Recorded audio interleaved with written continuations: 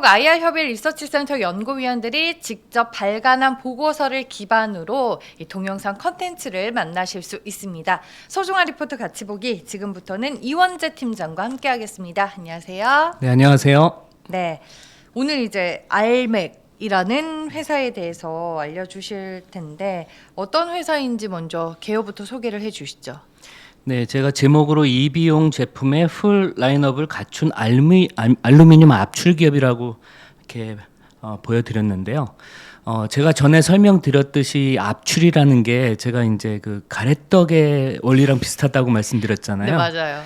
이게 보통 압출 기업들은 알루미늄 그 빌렛 소재를 사다가 그걸 뭐 4,500도로 고열로 가열을 해서 알루미늄이 이렇게 물러졌을 때 흐물흐물해졌을 때 고압의 프레스를 통해서 이제 그 다이를 통과시켜 가지고 형상을 만드는 그래서 그런 부품을 만드는데 주로 압출 기업들이 기존에 해오던 사업들은 건축 창호, 알루미늄 샤시, 그리고 뭐 TV의 그런 프레임, 그리고 알루미늄 소재의 그 내연기관에 들어가는 그 차 부품, 또 산업재 뭐 프로파일이라든가 이런 부품류를 주로 생산을 했었거든요. 근데 요즘에는 주로 이렇게 2차 전지 부품, 또 전기차 부품으로 이제 그 제품 다각화를 하고 있는 그런 상황이라고 볼 수가 있겠고, 알맥은 그 중에서 대표적인 업체다. 특히 그 배터리 모듈 케이스부터 배터리 팩, 그리고 더 나아가서는 그 전기차의 그 플랫폼, 또 이제 알루미늄 소재를 공급하는 그런 풀 라인업을 갖춘 업체다, 이렇게 말씀을 드릴 수가 있겠습니다. 그래서 기업의 그 소개를 좀 더 해드리면, 일단 경남금속이라는 회사가 1973년도에 이제 설립이 되었는데요. 그 회사가 모태고, 또 1980년대는 또 대우 그룹에 편입되기도 했어서 지금 보시면 이 EV 부분이 거의 대부분을 뭐 한 80% 이상을 차지하고 있지만 한 15% 정도는 또 차 부품이 차지하고 있거든요. 그거는 80년대 이제 대우그룹에 이제 편입되면서 그때 대우차 부품 그런 계열사로 이제 있었기 때문에 지금 그 사업이 남아 있는 그런 상황이고요. 그래서 전체적으로는 지금 중요한 것은 2016년도에 그 지금의 LG ES죠. LG 화학에 이제 그 부품 협력사로 등록이 되면서 그때 처음으로 배터리 모듈 케이스 사업을 대규모로 이제 수주를 받았고 16년도에 이제 그 사업에 진출을 한 거죠. 그래서 지금 25년도니까 거의 10년째 그 EV 사업으로 지금 사업을 확장하고 있다, 이렇게 말씀을 드릴 수가 있겠고요. 사업 비중을 보면은 네, 3분기 누적으로 봤을 때 EV 컴포넌트, 아까 말씀드린 그 배터리 모듈 케이스, 그리고 배터리 팩, 그리고 배터리 전기차의 그 플랫폼, 그 이제 EV 컴포넌트라고 부르는데 그게 78%를 차지했고요. 차 부품이 14%, 그 산업재가 0.8%, 기타 6.9%를 차지를 했습니다. 주요 고객사를 보면은 일단 그 배터리 그 모듈 케이스라고 하는 게 주로 이제 배터리 최소 단위가 셀이잖아요. 네. 셀을 모아둔 게 이제 모듈입니다. 셀을 보통 한 12개 정도 모아서 이제 모듈이 되고, 또 모듈을 또 한 8개 정도 이렇게 싸서 그게 이제 팩이 되잖아요. 그렇게 배터리 모듈 케이스로 이제 보면은 고객사가 LG 에너지 솔루션, 이게 이제 2016년도에 최초로 이제 등록한 고객사고요. 그리고 22년도에 이제 SK온을 등록해서 국내 배터리 3사 중에 2개사를 배터리 모듈 케이스의 고객사로 보유를 하고 있고요. 두 번째는 배터리 팩 부분은 주로 이제 다임러 벤츠에 2012년도에 이제 고객사로 등록하면서 그 배터리 팩 분야에서는 이 벤츠에 공급을 하고 있는데, 이 미국의 이 부품 회사, 이 리나마라는 부품 회사를 통해서 다임러 벤츠에 공급을 하고 있습니다. 그리고 마지막으로는 전기차 플랫폼인데, 지금 전장화가 되면서 기존에는 내연기관차의 플랫폼을 쓰던 기업들이 다 자체 플랫폼으로 지금 넘어가고 있거든요. 그러면서 전기차가 또 가벼워져야 되고 효율이 높아지려면 이제 소재가 알루미늄으로 변해야 되는 거죠. 그래서 알루미늄 플랫폼이 쓰이고 있는데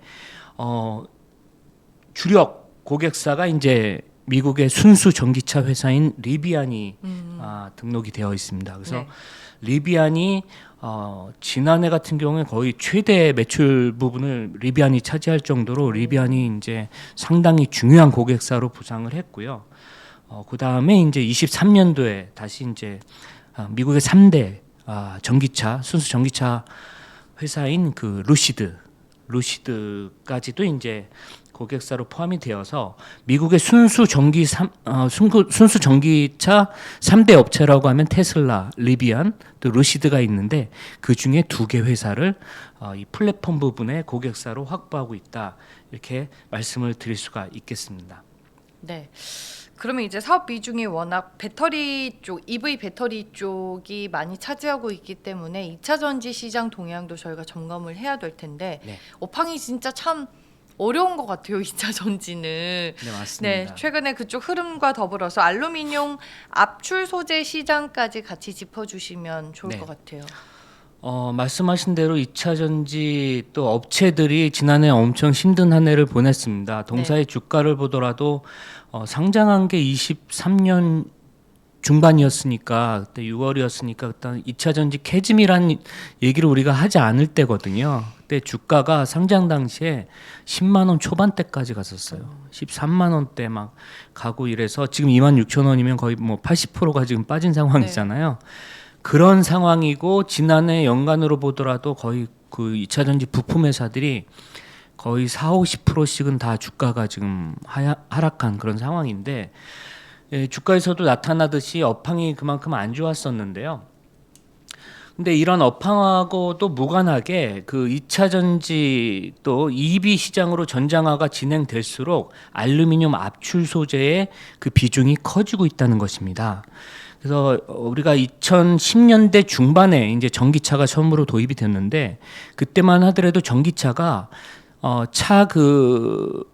차체죠. 그 외피는 그냥 철제였어요. 알루미늄 소재가 아니었고 이 철 소재였고 그 당시에 이제 그 프레임이라는 건 주로 플라스틱이 사용됐었거든요. 그래서 1세대 전기차는 뭐 예를 들면 주행 거리가 뭐 200km도 안 되고 충전했을 때 그런 거였고 주로 철이 사용되고 뭐 플라스틱이 이제 사용되고 그랬었는데 2세대부터 이제 200km에서 500km 가는 그 2세대 전기차에는 주로 이제 껍데기는 철이 사용되더라도 이제 그 프레임이 플라스틱에서 이제 알루미늄으로 전환되면서 기존의 1세대에서는 그 차량 1대당 전기차 1대당 알루미늄 소비량이 한 65kg 정도였는데 2세대 들어와서는 100kg까지 이게 늘어났거든요. 근데 최근 나오고 있는 500kg 이상 가는 그런 전기차, 최근에 이제 상용화되고 있는 전기차는 차체뿐만이 아니라 프레임까지 다 이제 알루미늄으로 지금 변하고 있는 상황이거든요. 그러면서 알루미늄 차량 1대당 소요량이 250kg까지 이렇게 늘어난 상황입니다. 그게 전기차 1세대 대비 거의 4배 이상 알루미늄 소비가 늘어나 있고 2세대 대비로는 2.5배가 지금 증가하고 있는 상황이기 때문에 전장화가 되면 될수록 알루미늄 소비는 지금 늘어나고 있다. 이렇게 말씀을 드릴 수가 있겠고요. 또 전기차 이제 캐즘에 대해서 말씀을 하셨는데 일단 지금 캐즘이 계속 이어지고 있는 상황입니다. 지금 제가 보고서를 작성할 당시만 하더라도 이제 그 통계가 지난해 10월까지 나왔었는데 지금까지는 11월 통계까지도 나왔거든요. 네. 그래서 전기차 인도량이 11월 누적으로 1,550만 대 정도 됩니다. 그래서 전년 동기 대비 10월까지는 23.7%였는데 11월까지는 25.9%까지 늘어났어요. 그러니까 이 데이터만 보면은 캐즘 역량이 있어서 과거 대비 이제 그 성장성은 떨어졌지만 25%대 성장했으면 잘한 거 아니야? 그러니까요. 이런 생각이 들잖아요. 네. 근데 어떻게 보면 이거를 좀 국가별로 업체별로 이렇게 뜯어서 보면 상당히 허수가 있다는 걸 볼 수가 있겠는데 중국 업체들은 보통 40~50%가 다 성장을 했어요. 우리가 그래서 탑10 그런 전기차 업체라거나 탑10 배터리 업체를 보면 거의 절반 이상이 중국 업체들이거든요. 그런 업체들은 40~50%가 다 성장을 했다는 것이죠. 근데 나머지 업체들, 예를 들면은 테슬라 같은 경우에는 전년 동기 대비 2%가 감소를 했고요. 현대차 마찬가지로 1%대 감소를 했고요. 스텔란티스, 뭐 폭스바겐 다 비피거나 전년 대비 이제 감소하거나 이런 상황을 보이기 있기 때문에 25%라는 이 평균 성장률이 나온 것이죠. 그래서 중국 시장이랑 중국 외 시장이 극명하게 지금 갈리고 있다. 특히 이제 지역별로 보면은 유럽이 상당히 안 좋고요. 북미 지역도 안 좋고요. 지금 25% 중에 북미 지역은 한 10% 정도 이렇게 성장한 상황이고요. 유럽 쪽이 상당히 안 좋습니다.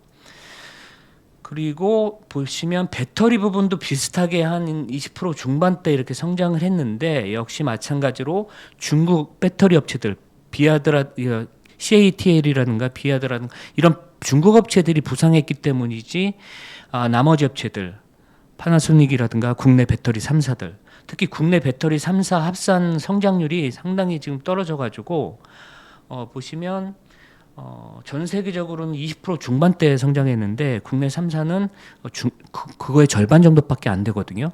점유율도 보면은 올해 그 11월까지 19.8%를 차지했습니다. 국내 3사가. 근데 전년도 대비로는 이게 3.8%포인트가 하락한 거예요. 처음으로 20%대 미만을 지금 하회하고 있는 그런 상황입니다. 그래서 전체적으로는 아직까지는 뭐 캐즘이 계속 지속되고 있는 상황이고 그 원인으로 보자면 일단 얼리어댑터들의 그런 소비가 거의 일단락된 상황이라서 맞아요. 추가로 지금 소비가 그렇게 진작되고 있지 않은 그런 상황인 것 같고요. 두 번째로는 이제 지난해 같은 경우는 보면 북미 지역에 한파가 오면서 전기차는 겨울에 약하잖아요.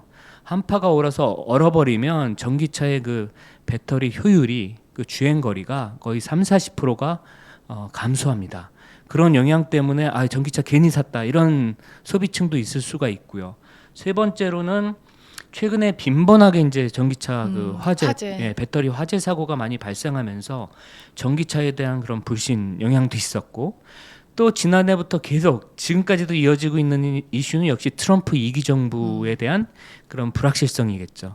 그런 것 때문에 이제 전기차 완성차 업체들이거나 배터리 업체들의 투자가 지연되거나 축소되거나 하면서 이제 소비가 감소한 그런 영향이 있다고 이렇게 판단이 됩니다.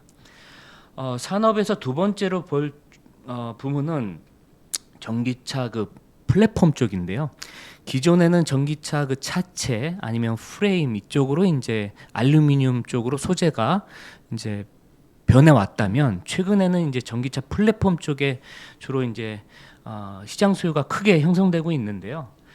기존의 전기차 초기에는 테슬라 정도만 플랫폼을 갖고 있었어요. 테슬라 정도만 자체 플랫폼을 갖고 있었고 나머지 업체들은 플랫폼이 없기 때문에 기존의 완성차 업체들 같은 경우에는 원래 내연차에 쓰던 플랫폼을 이렇게 사용해 왔었거든요. 그래서 지금 전체적으로 보면 테슬라를 제외하고는 전기차를 많이 만들고 있지만 테슬라만큼 효율이 떨어지고 있다. 이 이유는 전기차가 그 플랫폼도 중요하지만 거기에 들어가는 소프트웨어가 상당히 중요하거든요.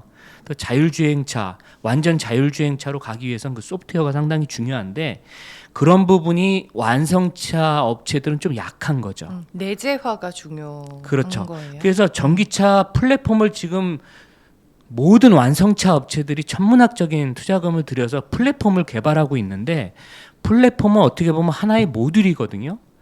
그 엄청 많은 그 가지수의 그런 부품들이 모여서 플랫폼이 되는 건데 플랫폼화가 되면은 그 플랫폼 하나로 그 회사의 2개, 3개 그 차종의 그 플랫폼을 공유할 수가 있고요. 또 외부에서 그 플랫폼을 가지고 오지 않기 때문에 원가 절감이 가능합니다. 그래서 전기차 효율도 늘어나면서 원가 절감까지 할 수가 있기 때문에 그렇게 너나 할 거 없이 그 전기차 그 개발 경쟁에 뛰어들고 있는 상황이고 그렇게 되면 될수록 알루미늄 소재 매출이 늘어나고 있다는 거죠. 그 차체뿐만이 아니라 프레임 더 나가서는 이 플랫폼까지도 이제 알루미늄 소재가 늘어나고 있다는 겁니다. 그래서 보시면 요게 이제 전기차 플랫폼이거든요. 요 주 소재가 이제 알루미늄이 이제 쓰이고 있다는 것이고요. 동사 같은 경우에는 22년도에 그 리비안하고 이제 협력 관계를 맺고서 거의 리비안의 그 픽업 트럭 그리고 이제 그 픽업 트럭하고 SUV 모델에 이렇게 생겼는데요. 이게 픽업 트럭인데 여기에 플랫폼을 전 차종에 공급을 하고 있습니다. 리비안이 지금 두 번 2대 순수 전기차 기업인데요, 미국에. 리비안이 이제 그 SUV하고 트럭에 이제 그 차종을 갖고 있는데 거기에 이제 동사의 플랫폼이 전 차종에 공급이 되고 있고요. 또 특이한 것은 리비안이 아마존에서 그 EDV라고 하는 일렉트릭 딜리버리 밴이라고 해서 아마존에서 그 배송 트럭이 있을 거 아니에요. 한 15,000대가 지금 미국 10개 도시에서 돌아다니고 있는데 그 차종을 리비안이 공급을 합니다. 거기에도 역시 플랫폼이 동사의 소재가 공급이 되고 있습니다. 그리고 또 23년도에는 이제 루시드가 이 파트너 업체로 이제 되었는데요. 루시드는 리비라는 이 플랫폼을 지금 가지고 있는데요. 이 플랫폼에 동사에 이제 알루미늄 소재가 공급이 되고 있습니다. 루시드 같은 경우에는 전기차 분야의 롤스로이스라고 해서 엄청 고급 전기차예요. 모든 전기차가 거의 다 억대입니다. 1억, 2억, 3억 하는 그런 전기차 모델이고 요거 같은 경우는 루시드 에어라고 해서 요거는 이제 그 세단이고요. 루시드 그래비티라는 또 이 SUV도 나왔는데 거의 막 2, 3억대 되는 완전히 고가 그런 모델들인데 여기도 역시 이제 동사에 알루미늄 소재가 공급이 되고 있고요. 또 캐딜락 같은 경우에는 그 플랫폼을 이 BEV3라는 이 GM의 플랫폼을 쓰는데 역시 캐딜락의 이 전기차인 리렉에도 동사의 플랫폼이 공급이 되고 있습니다. 이상 산업 네. 동향 말씀드렸습니다. 저는 루시드라는 기업은 알고 있었는데 네네. 프리미엄 전기차를 하는지는 몰랐어요. 그래서 네. 전기차가 뭐 그 테슬라 같은 경우에는 뭐 150만 대 거의 200만 대 막 이렇게 되잖아요. 네. 근데 그 리비안 같은 경우엔 한 5만 대 만들거든요. 근데 네. 루시드는 만 대가 채 안 돼요. 한 9천 대 정도. 이렇게 별로 이렇게 대수는 많지는 않습니다. 네, 알겠습니다. 뭐 앞서서 이제 알맥이 미국의 순수 전기차 회사의 밸류 체인이다 이런 부분들에 대해서 말씀을 해주셨는데 이를 기반으로 주요 투자 포인트로 볼 만한 모멘텀 요소 좀 자세히 들어볼게요. 네, 일단 첫 번째 투자 포인트로는 동사가 글로벌 EV 밸류 체인의 아주 중요한 알루미늄 압출 소재의 파트너라는 것입니다. 네. 보통의 그 알루미늄 업체들이 부품 업체들이 압출이거나 뭐 다이캐스팅이나 이런 업체들이 보통 공급하는 그런 제품이 모듈 케이스라든가 뭐 엔드 플레이트라든가 이렇게 일부 부품을 공급하는 반면에 동사는 거의 풀 라인업을 갖췄다고 제가 말씀드렸는데 그 모듈 케이스라고 하는 그게 이제 LG 에너지 솔루션으로 이제 주력으로 들어가고요. 그다음에 이제 22년부터 이제 SK 온으로도 들어가고 있고 그 배터리 팩의 경우에는 또 다임러 벤츠에 들어가고 있고요. 그리고 제가 이제 강조해서 말씀드리는 그 전기차 플랫폼 그거는 이제 리비안, 또 루시드, 그리고 캐딜락, 또 GM 이런 쪽으로 이제 들어가고 있습니다. 그래서 이런 글로벌 주력 고객사를 지금 확보하고 있기 때문에 이 EV 컴포넌트 이 제품의 수출 비중이 거의 97%에 육박하고 있는 거의 수출 위주의 기업이다. 수출 위주의 강소 기업이다. 이렇게 말씀을 드릴 수가 있겠습니다. 또 이제 22년 6월에 사천에 AR 알루미늄이라는 그 자회사를 설립을 했는데요. 아까 제가 기업 소개 부분에서 누락이 되었는데 동사의 그 종속 기업이 몇 개가 있는데요. 그 밀양에 알맥 코리아라는 또 알루미늄 압출을 한 알맥 코리아라는 기업이 있고 두 번째가 이제 AR 알루미늄인데 이게 22년도에 설립되었는데 이때가 이제 리비안하고 합작을 이제 발표했을 때거든요. 그래서 이 AR이라는 것은 A가 알맥의 A고 R이 리비안의 R입니다. 시장에는 알려지진 않았는데 네. 회사에서는 굳이 알리고 싶어 하진 않은 것 같아요. 근데 어쨌든 AR 알루미늄은 리비안의 합작 투자 회사입니다. 그래서 동사의 지분율이 36%대 되고 있지만 이사회 구성에서 거의 동사의 지배력이 있기 때문에 지금 종속 기업으로 편입된 그런 상황이거든요. 이 회사는 사천에 이제 그 연산 10만 톤 규모의 그 알루미늄 주조 생산 능력을 갖고 있고 또 2만 톤 규모의 그 압출 생산 능력을 가지고 있는 회사입니다. 그래서 리비안의 사업이 확장되는 걸 염두해서 투자가 이루어진 그런 자회사라고 이렇게 보시면 될 것 같습니다. 그래서 또 미국 현지 공장이 지금 투자가 진행되고 있는데요. 지금 현재는 국내 3개 공장이 있거든요. 창원에 있고 밀양에 있고 사천에 있고 해서 5만 5천 톤 규모의 연산 규모의 그런 압출 생산 능력을 보유하고 있는데 지금 미국에 연산 10,000톤 규모의 그런 또 현지 생산 공장을 지금 투자하고 있습니다. 요게 완료가 되면 올해 중에 완료가 될 것 같은데요. 그렇게 되면 6만 5천 톤으로 이제 확대가 되는데요. 지금 EV 컴포넌트의 수출 단가가 거의 톤당 1,000만 원에 육박하는 그런 상황이거든요. 만약에 풀 생산이 가능하다면 연간 매출액이 거의 7천억까지도 가능한 올해 이제 한 600억 정도밖에 안 되거든요. 근데 캐파 기준으로는 7천억까지도 가능한 생산 능력을 올해 말까지 확보하게 된다. 이렇게 말씀을 드리겠습니다. 두 번째로는 지금 말씀드린 이 사천 공장인데요. 사천 공장은 수직 계열화된 공장입니다. 그 원소재인 빌렛을 가져와서 주조를 하고요. 그 주조를 한 그 소재를 가지고 압출까지 할 수 있는 수직 계열화된 국내에서 몇 안 되는 그런 기업인데요. 국내에서는 제가 전에 말씀드렸나 모르겠는데 알루코라는 기업이 있습니다. 그 회사가 이제 주조부터 압출까지 다 하는 그런 기업인데요.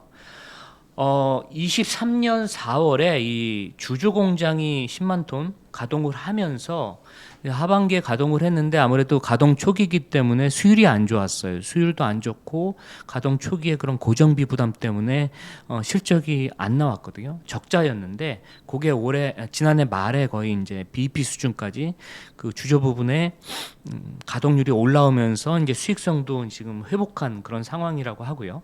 압출 라인이 올해 1월 이번 달이죠. 1월에 이제 시작을 합니다. 가동을 합니다. 그래서 올해 연간으로는 압출 공장 2만 톤이 가동을 하기 때문에 올해 연간 매출이 이제 증가를 할 텐데요. 지난해 뭐 한 1,600억 정도로 보는데 올해는 한 2,400억대로 이렇게 증가를 하는데 그 부분에 있어서 사천 공장이 크게 기여를 할 것으로 이렇게 보고 있습니다.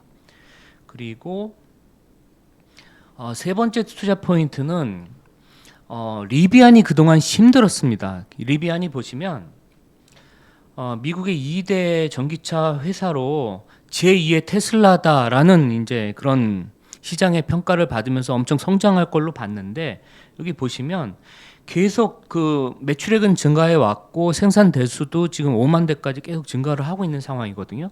보시면 매출액이 2021년도에 5,500만 불 정도밖에 안 됐어요. 이거 해봐야 뭐 한 700억 정도밖에 안 되는데 이게 계속 증가해서 23년도에는 44억 불, 그럼 한 6조 정도 되나요? 이렇게 증가를 했습니다. 그런데도 보시면 매출액보다도 훨씬 많은 규모의 적자가 계속 누적으로 발생을 해왔어요. 네. 아직 생산 대수가 많지가 않고 그 수익성을 확보하지 못한 이런 상황이기 때문에 지금 상황이라면 자금의 인젝션이 없으면 파산할 수밖에 없는 그런 상황에 몰리고 있기 때문에 재무 구조가 상당히 안 좋아져 있는 그런 상황이었거든요. 보시면은 부채 비율도 100% 미만에서 지금은 뭐 150%까지 부채 비율이 계속 늘어나고 있는 그런 상황이었거든요. 근데 폭스바겐이 지난해 6월에 58억 달러 규모 한 8조 원 되는 동맹 투자를 합작 투자를 발표했습니다. 폭스바겐 입장에서는 아까 제가도 말씀드렸지만 폭스바겐은 완성차 업체였잖아요. 전기차 시장에 진작에 진출을 했지만 아직까지 전기차 시장에서는 크게 두각을 나타내지 못하고 있는 그런 상황이고 그 부분에 있어서 이 리비안의 그 플랫폼이라던가 리비안의 그 소프트웨어 그 기술이 필요했던 거죠. 자체 개발이 쉽지 않았나 봐요. 그렇죠. 폭스바겐도. 그러니까 이제 제휴로 손을 내민 거죠. 네. 우리랑 같이 할래. 손을 내민 거고 리비안 입장에서는 지금 재무 구조가 엄청 지금 심각한 상황에서 이 8조 원의 투자를 받으면서 리비안도 역시 그 조지아에 공장을 지금 건설 중에 있거든요. 그래서 50억 불 거의 뭐 7, 8조 원 되는 투자를 지금 단행을 하고 있는 상황인데 지난해 3월에 돈이 없다고 재무구조가 악화됐다고 한시적으로 공장 그 건설을 중단한 상황이었거든요. 그래서 리비안이 그 조지아의 공장 투자가 완료되면 28년 정도 되면은 연산 생산 능력이 40만 대까지 늘어납니다. 그럼 지금 현재 5만 대거든요. 8배가 늘어나요. 그런 동사 입장에서도 어마어마한 또 수요 시장이 형성되는 거잖아요. 그러니까 리비안 입장에서도 재무 구조를 안정화시키고 이제 성장 투자를 이어갈 만한 그런 시드머니를 이제 그 폭스바겐에서 지원을 해준 거고, 폭스바겐 입장에서도 리비안의 그런 전기차 플랫폼과 그 소프트웨어가 필요했던 거죠. 그래서 서로 윈윈하는 투자이면서 동사한테도 좋은 건 뭐냐면 두 회사가 다 동사의 엔드 유저라는 것이죠. 폭스바겐은 동사가 이제 그 모듈 케이스, 배터리 모듈 케이스를 만들어서 LG 엔솔에 공급을 하면 LG 엔솔이 폭스바겐에 모듈 케이스를 공급을 합니다. 그래서 모듈 케이스의 고객사가 엔솔을 통해서 뭐 폭스바겐, 아우디, 뭐 제규어, 뭐 포르쉐 뭐 이렇게 다 나가는데 어쨌든 폭스바겐이 그 모듈 케이스의 엔드 유저이기 때문에 폭스바겐이 잘 돼도 역시 동사의 모듈 케이스가 많이 나갈 것이고, 리비안이 잘 돼도 역시 이제 리비안의 성장 투자가 계속 이제 가시화되니까 동사의 소재 매출이 늘어나겠죠. 특히 지금 5만 대에서 40만 대로 이제 확장하는 그 구간에 있는데 그 부분에서 안정적인 이 투자 재원을 이제 폭스바겐으로부터 확보할 수가 있기 때문에 동사한테는 상당히 좋은 투자다 이렇게 판단이 되고요. 다음은 네 번째로는 이제 동사가 글로벌 수준의 그런 기술력을 갖고 있다는 것인데요. 알루미늄은 소재 자체는 상당히 무른 메탈입니다. 알루미늄 그 자체로 보면은 되게 이제 물렁물렁하고 그런 메탈인데 이게 합금했을 때는 얘기가 달라져요. 알루미늄은 철에 비해서 한 30%대로 가벼운 반면에 합금을 하면 철보다도 더 강해지는 그런 소재 물성을 가지고 있거든요. 그래서 동사가 이제 알루미늄 크래시 소재를 개발했는데 이게 왜 우리가 뉴스에 보면은 차를 만들어서 이렇게 충돌 테스트를 많이 해보잖아요. 그래서 충돌했을 때 차가 강해야 되지만 또 충돌의 그 충격을 흡수를 하는 능력이 필요하거든요. 네. 그 소재에 이제 알루미늄이 필요한데 이 크래시 소재를 만들 수 있는 업체가 전 세계에 한 10개 정도 내외밖에 안 되는데 2012년도에 아까 제가 말씀드렸지만 다임러 벤츠에 이게 소재가 들어갔고 그 소재 성능이 다임러 벤츠의 그 크래시 알로이 소재 그 등급이 있거든요. 가장 최고 상위 등급을 동사가 가지고 있다. 그래서 지금은 이 다임러 벤츠에 이 크래시 소재가 공급이 되고 있고 또 리비안에 들어가는 그 플랫폼도 다 크래시 소재로 되어 있기 때문에 아까 말씀드린 그런 폭스바겐과 리비안의 성장 투자를 통해서 이 리비안의 이 소재가 또 폭스바겐은 워낙 큰 네트워크를 가지고 있잖아요. 네. 다 보니까 이 동사의 크래시 소재의 기술력이 전 세계적으로 지금 더 주목을 받을 만한 그런 상황에 있는 게 아닌가 이렇게 판단을 하고 있습니다. 그래서 보시면 충돌을 했을 때 좋은 크래시 성능은 이렇게 바르게 이렇게 눌려 있어야 되는데 이게 안 좋은 케이스는 이렇게 찢어지거나 정형성이 없는 모양으로 이렇게 되는 것입니다. 그래서 그렇게 투자 포인트를 정리해 드렸습니다. 알겠습니다. 네 가지의 투자 포인트 저희가 얘기를 들을 수 있었습니다.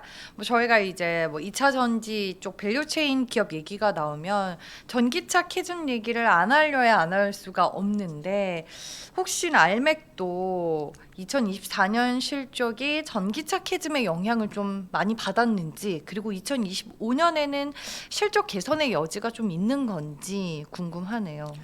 네, 맞습니다. 지금 매출 부분에서는 확실히 전기차의 캐즘 실적에 영향을 준 것으로 보여지고요. 네. 매출 보면 3분기까지 매출이 전년 동기 대비 29%한 빠졌는데요. 주력 고객사로 보면은 이제 그 모듈 케이스 부분에서는 LG 엔솔, 그리고 또 플랫폼 부분에서는 리비안일 텐데 그 두 주력 고객사의 매출액이 빠졌습니다. 그래서 매출 감소는 그런 영향이 확실히 캐즘 영향이 있고, 실적 부분에서는 이 사천 공장이 지난해 4월에 그 주조 공장이 가동을 하면서 매출은 크게 발생하지 않고 있는 상황에서 이제 그 고정비가 늘어난 거죠. 보시면 감가상각도 한 6, 7억 정도 늘어났고요. 또 종업원이 155명에서 165명으로 이렇게 증가하면서 급여가 거의 26억 정도 증가했습니다. 그래서 사천 공장이 가동하면서 고정비 효과가 이제 있었기 때문에 그 부분에서 수익성 악화가 있었다. 뭐 어쩔 수 없는 그런 불가피한 그런 상황이라고 보여지고요. 그런 상황입니다. 그래서 보시면 매출액도 분기 매출액이 지금 계속 감소세를 보여온 상황이고, 영업이익과 영업이익률도 하락 추세가 진행된 그런 상황이었다, 이렇게 말씀을 드리겠습니다. 그리고 누적 매출 비중을 보면 EV 제품이 65%였는데요. 이게 아마 전년 동기로 보면은 EV 비중이 거의 80%대 있어야 되는데 네. 지금 캐즘 때문에 비중이 축소된 그런 상황이라고 말씀드릴 수가 있겠습니다. 그래서 올해 연간 매출액은 지난해죠. 24년 연간 매출액은 한 1,600억 초반, 그 영업이익은 14억 원 적자로 전망이 되는데요. 말씀드린 대로 캐즘의 영향, 그리고 그 사천 공장의 수익성이 아직 확보되지 않은 그런 측면 때문에 이렇게 된 것이고, 요게 올해 들어와서는 25년 들어와서는 좀 달라질 걸로 보고 있는데요. 일단 수주 잔고를 보면은 지난해 초반 1분기에는 1.8조 원까지 수주 잔고가 있었는데 3분기 말 기준으로는 1.5조 원 수준까지 네. 수주 잔고가 감소를 했습니다. 계약 취소 건도 있었고요. 계약이 이렇게 축소되는 건들이 있었기 때문에 감소를 했는데, 1.5조라는 것만 하더라도 동사가 뭐 매출액이 1,500억에서 한 2천억 원 정도 이렇게 되는데 거의 7, 8년치 지금 일감을 지금 확보하고 있는 그런 상황이기 때문에 상당히 지금 뭐 괜찮은 수주 잔고다, 이렇게 말씀을 드릴 수가 있겠고요. 올해 연간으로는 매출액이 2,400억으로 거의 뭐 50% 이상 이렇게 증가할 걸로 이렇게 보고 있습니다. 수익성도 동반 개선돼서 영업이익이 100억대, 이렇게 100억 초반 이렇게 달성을 할 것으로 보이는데요.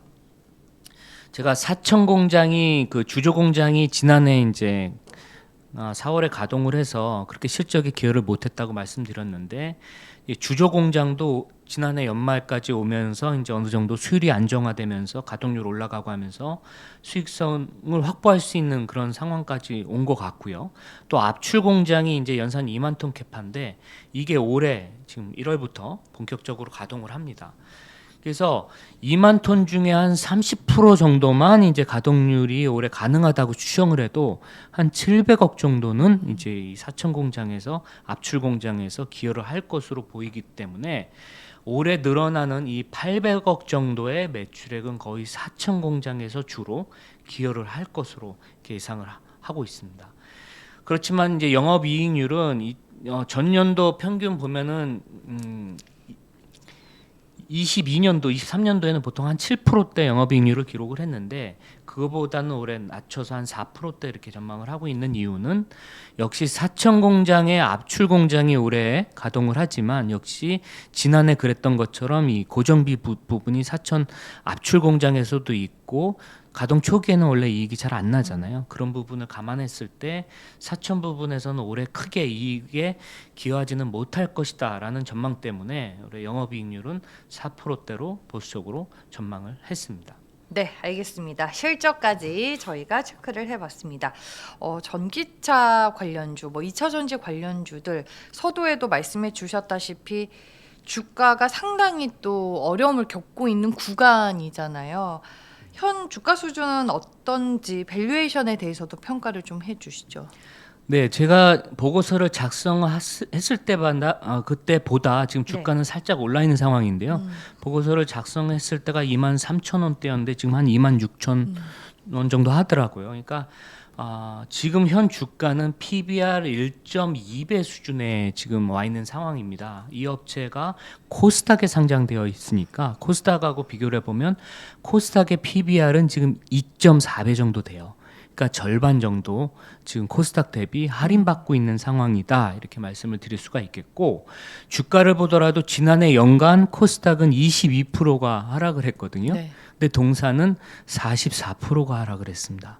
정확하게 2배가 하락이 되었고, 이것은 동사만의 문제가 아니고 아까 말씀하셨다시피 2차 전지에 속한 그런 업체들이 대부분 주가 패턴이 같았거든요. 거의 40~50%가 전체적으로 다 빠졌습니다. 동사의 그 동종사라고 할 수 있다면 이제 알루미늄 소재 업체이거나 또 알루미늄 소재 업체로서 2차 전지 부품을 공급하거나 하는 업체거든요. 보시면 알루코라는 그런 업체가 가장 유사한 업체가 되겠고요. 또 3기에서 분사한 3기 EV, 또 삼성 SDI의 그 원통형이거나 각형의 부품을 공급하는 상신 EDP, 또 신흥 SEC, 이런 업체들, 또 다이캐스팅 업체인 세아 메카니스, 제가 얼마 전에 말씀드렸었죠. 그런 업체들이 이제 동종사라고 볼 수가 있겠는데, 거의 대부분이 지난해 연초 대비 연말 보면 주가가 거의 40%대, 거의 동사하고 비슷한 폭으로 빠져 있는 상황이고, 밸류에이션도 PBR 1배 수준에서 머무르고 있는 상황이거든요. 그래서 대부분이 코스닥 대비 많이 빠졌고, 밸류에이션도 코스닥 대비 거의 절반 정도에 거래되고 있는 상황이다.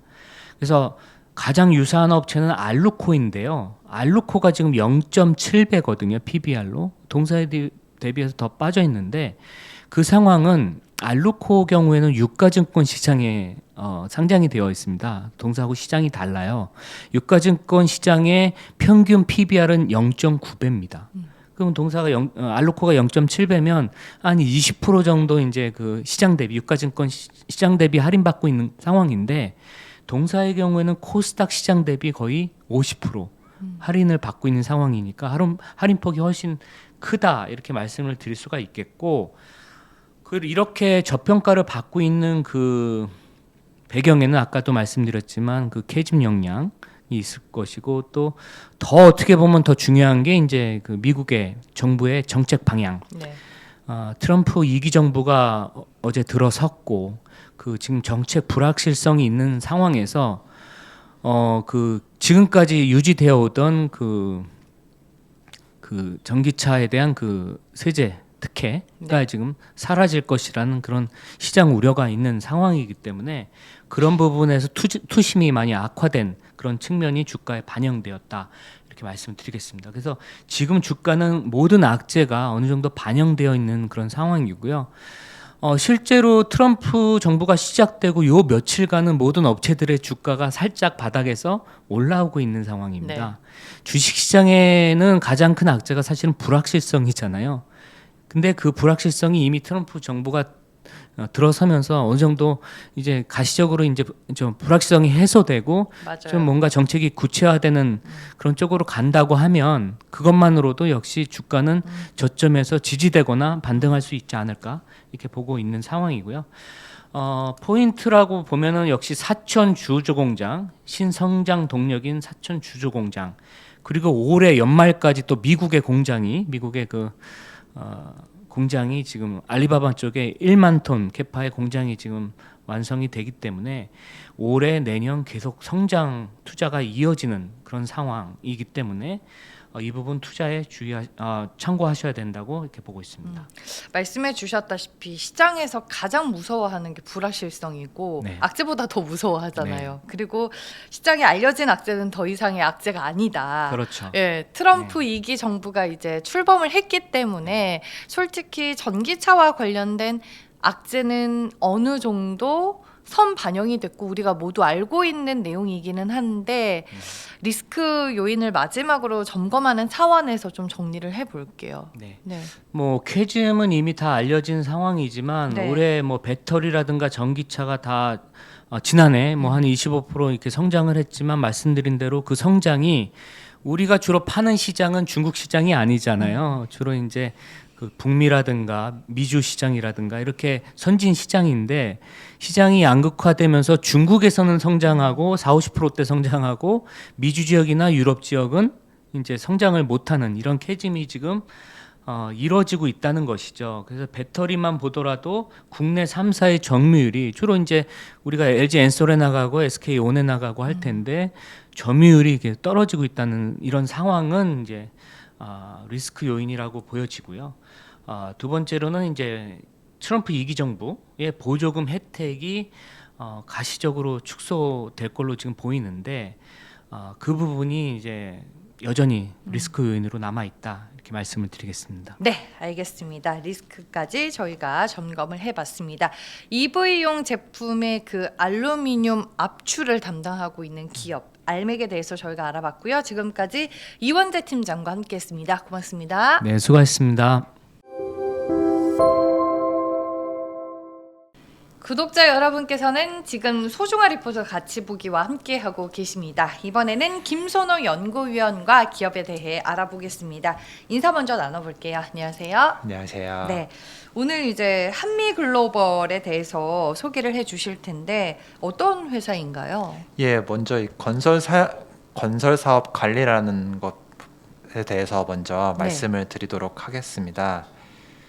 건설 사업 관리를 하는 회사인 거죠, 예, 한미글로벌이? 건설 사업 관리에서 컨스트럭션 매니지먼트를 한다고 하는데요. 네, 건설 사업의 기획, 설계 단계부터 발주, 시공, 유지 관리 단계에 이르기까지 사업주를 대신해서 프로젝트를 통합 관리함으로써 사업주가 책정한 예산 내에서 최고 품질을 얻을 수 있도록 하고 전문 기술 조직이 설계자, 시공자 등의 사업 참여자를 전 단계에 걸쳐 종합 관리함으로써 공사비 절감, 공기 단축 및 품질 향상의 이점을 사업주에게 제공한다고 보시면 될 것 같습니다.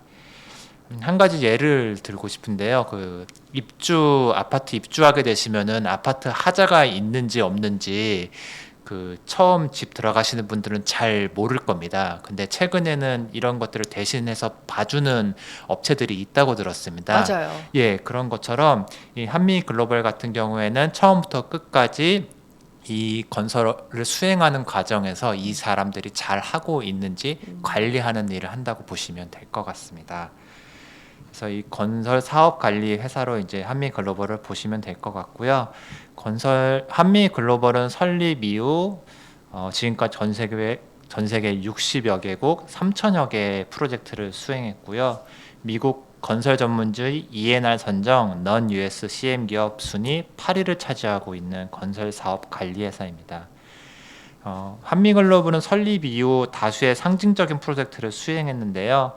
1996년 미국의 CM 기업 파슨스와 합작해서 한미 건설 기술로 설립되었고요. 1997년에는 가덕도 신항만 프로젝트, 그다음에 98년에는 서울 월드컵 경기장을 수주했습니다. 그리고 96년에는 도곡동 타워팰리스, 삼성동 아이파크를 수주를 했고요. 그 외에도 2010년에 잠실 2 제2롯데월드, 2011년에는 부산 국제여객터미널, 14년에는 제주 신화문화역사공원 등 국내를 대표하는 건축물에 대해서 건설사업 관리 서비스를 제공했습니다. 동사가 국내에서 다량의 레코드를 쌓은 것과 동시에 해외 진출을 통해서도 지역 다변의 성공적인 모습을 보여줬습니다. 2008년에는 사우디아라비아 IT 컴플렉스를 수주했고요. 2010년에는 리비아 주택 CM을 수주하면서 중동 지역의 시장을 확대했고요. 2011년에는 미국 도시 설계 전문 업체 오탁을 인수해서 미국 시장에 진출했습니다. 그리고 미국 시장 역량 강화를 위해서 2017년에는 종속회사 오탁을 통해서 미국 CM 전문 회사인 데이시 PM 서비스, 그다음에 미국 엔지니어링 전문회사 노리스 앤 어소시에이트를 인수했고요. 2021년에는 CM 전문회사 타르 휘트만 그룹을 인수했습니다. 또한 영국에서도 그 확장을 해서 2018년에는 법인을 설립하고 2019년에는 영국 CM 업체 K2 컨설턴시, 2022년에는 영국 CM 업체 워커자임을 인수했습니다. 그리고 24년 7월에는 사우디아라비아 RHQ를 설립해서 사우디아라비아 시장에서 사업을 확대할 수 있는 유리한 기회를 확보했습니다. 그 사업 매출 비중을 말씀드리려고 하는데요. 크게 두 개 부분. 그래서 한미 글로벌의 큰 종속 회사인 오탁이 있고 이것을 제외한 한미 글로벌 두 개로 나눠서 보시면 되고요. 2024년 3분기 누계 기준으로 한미 글로벌은 75%, 오탁은 25%로 보시면 됩니다. 지역별 매출 비중은 국내가 42, 미국이 30, 영국이 12, 그리고 사우디아라비아가 11%로 보시면 될 것 같습니다. 국내 그 한미 글로벌, 그러니까 오탁을 제외한 별도 및 연결 종속법인은요, 크게 세 가지 사업부를 갖고 있고요. 국내와 하이테크와 글로벌 이렇게 보시면 됩니다. 국내에서는 데이터 센터, 물류 센터, 아파트 재건축 등에 대해서 CM을 제공하고요.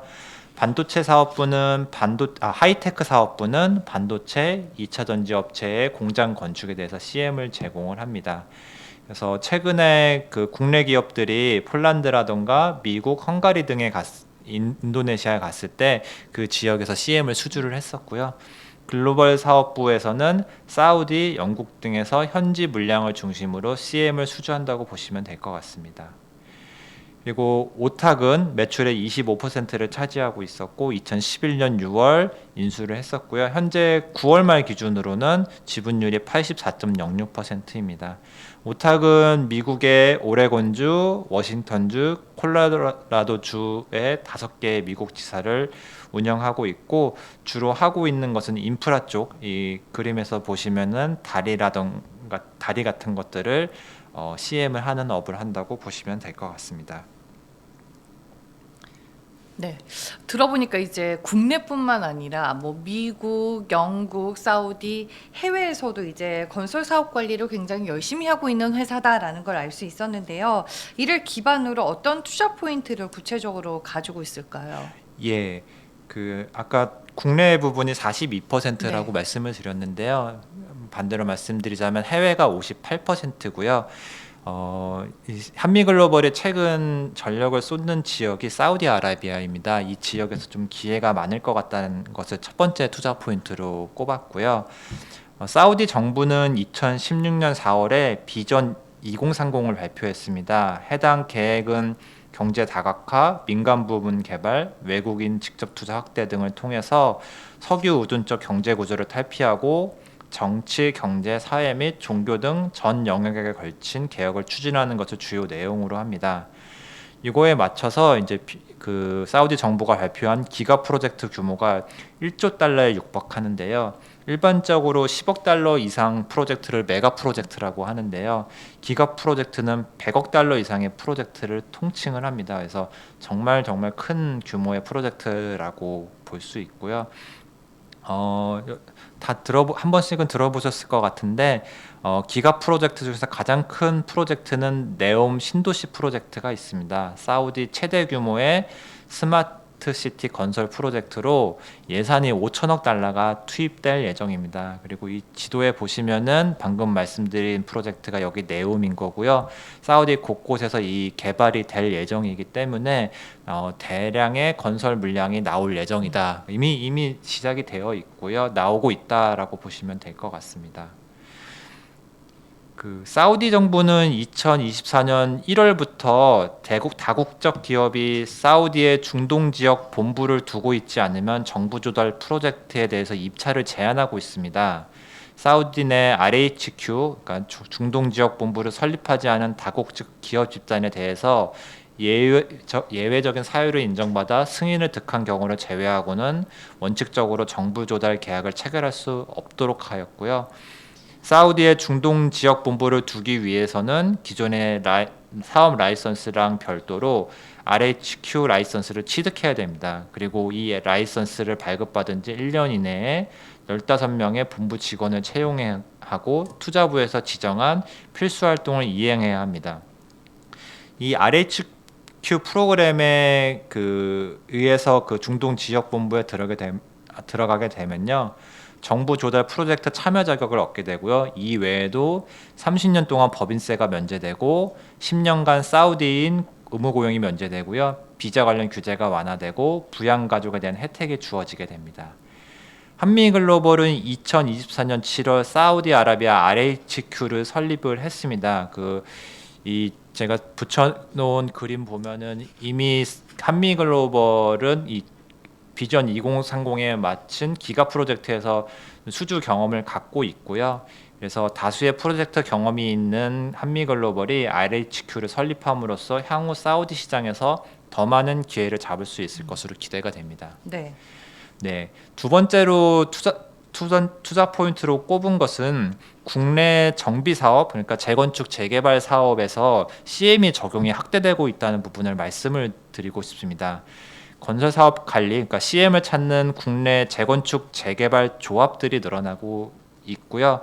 작년에도 다양한 프로젝트들이 나왔고 숫자로 보시면은 2014년에서 16년 5건에서 17에서 19년 16건, 2020년에서 22년 20건으로 이 건수가 증가하는 것을 확인하실 수가 있습니다. 사실 재건축 재개발 조합의 CM 용역, 그러니까 조합들이 CM을 찾는 것은 공급자나 수요자 모두에게 매력적인 시장은 아니었습니다. 공급자인 건설사업 관리업체, 그러니까 한미글로벌 같은 업체 입장에서는 주택 등 B2C 사업은 매력이 낮은 시장입니다. 인력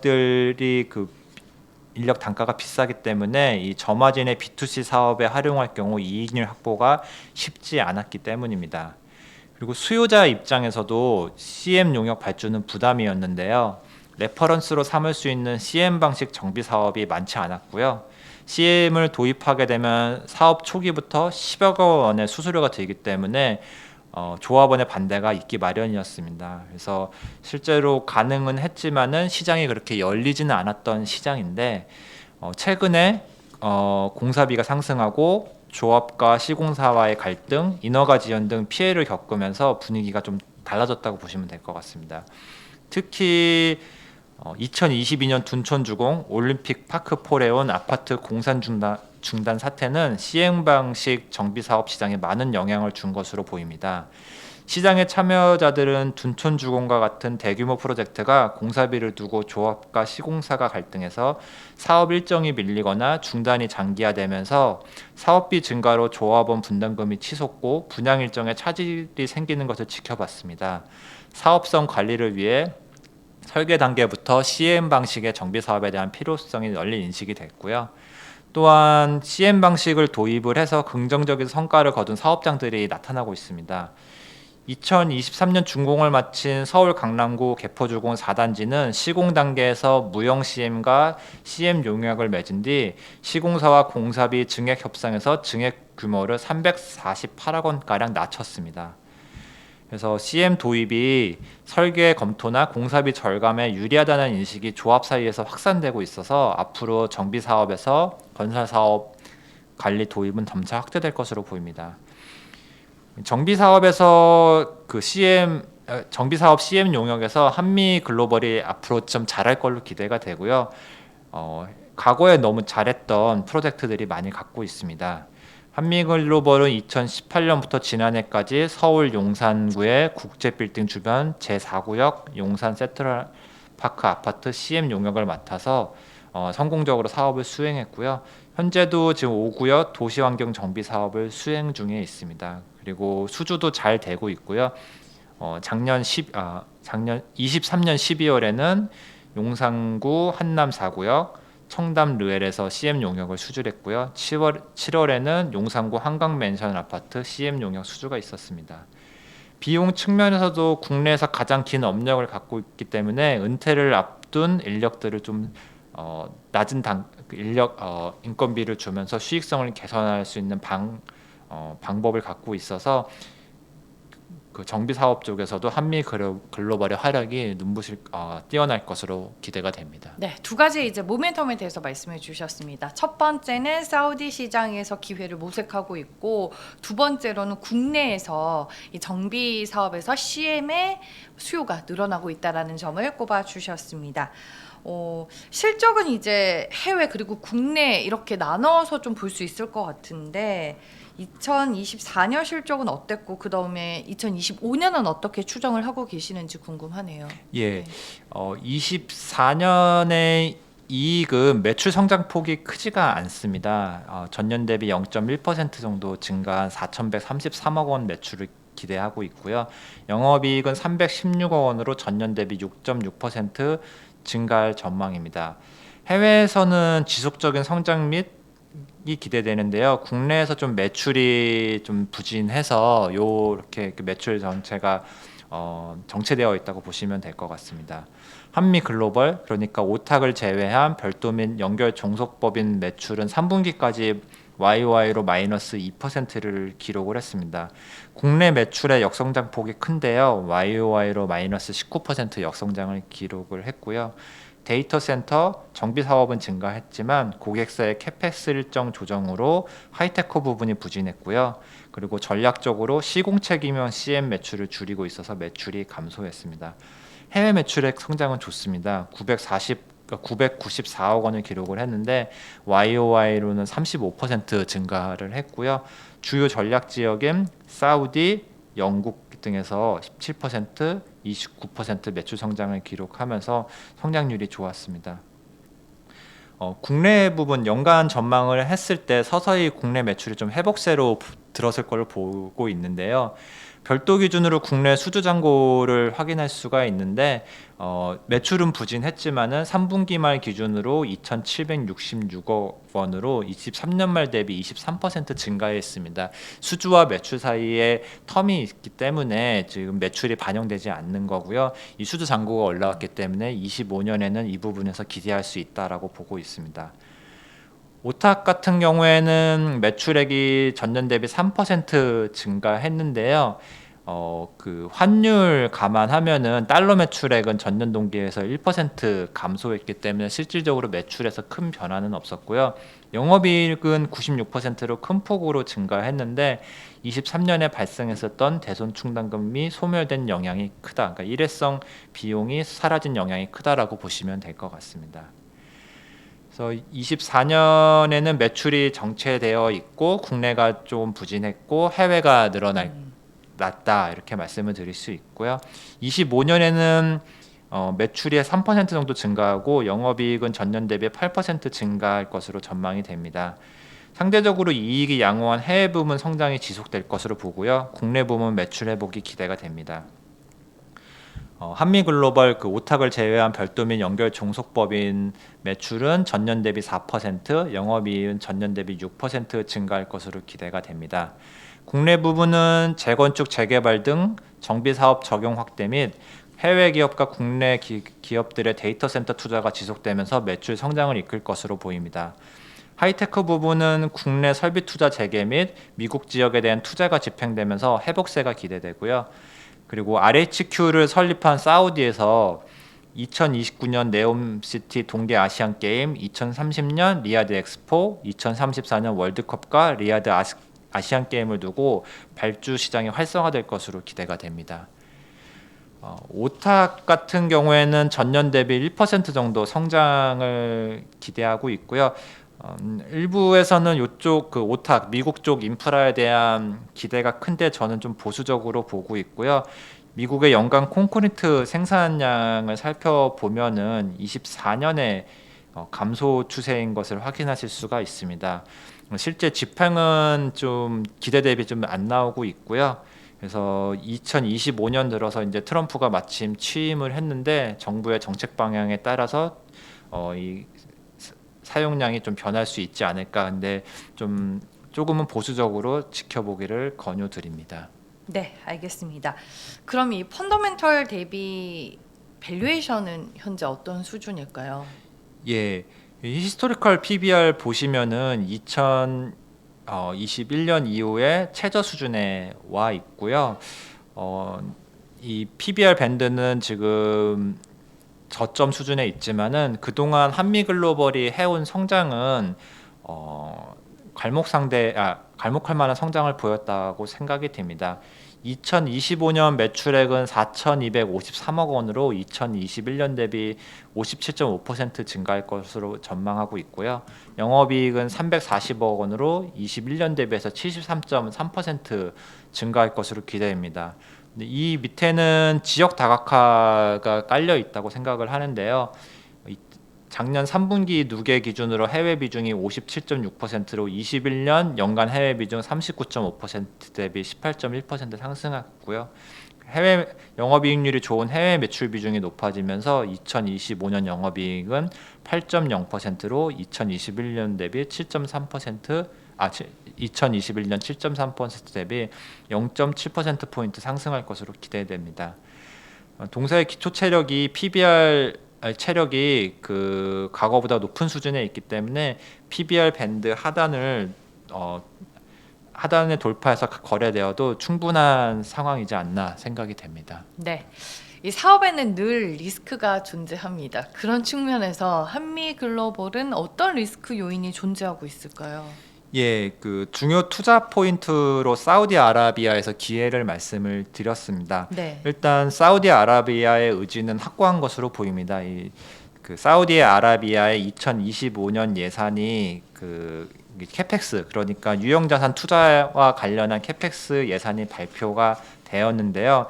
얼핏 보시기에는 감소로 이렇게 보이시지만은 그 24년에 일시적으로 발생한 토지 구매 비용을 제외하면은 18.3% 예산이 증가했다고 합니다. 그래서 사우디의 의지는 확고하다라고 보입니다.